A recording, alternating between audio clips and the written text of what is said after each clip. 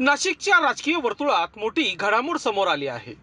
भाजपचे बंडखोर उमेदवार गोकुळ गीते यांची मनधरणी करण्यासाठी मंत्री गिरीश महाजन, उदय सामंत आणि दादा भुसे यांच्यासोबत विमानतळावर बैठक पार पडली। मात्र सूत्रांच्या माहितीनुसार गोकुळ गीते हे निवडणूक लढवण्याच्या भूमिकेवर ठाम असल्याचे समोर आले आहे। बैठकीनंतर गोकुळ गीते यांनी माध्यमांशी कोणतीही प्रतिक्रिया न देता थेट निघून जाणे पसंत केले।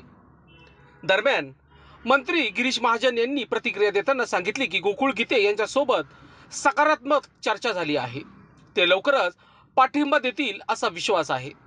आता गोकुळ गीते माघार घेणार की बंड कायम ठेवणार याकडे नाशिकच्या राजकीय वर्तुळाचे लक्ष लागले आहे। वृत्तसंकलन विभाग, नाशिक।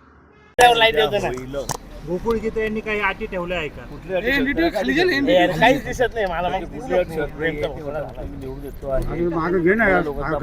पोलीस सांगितलं महायुती आहे, नाही त्यामुळे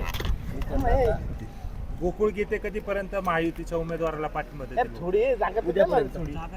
लोकांनी लोकांसाठी उचललेले अस्त्र म्हणजेच लोकशास्त्र न्यूज।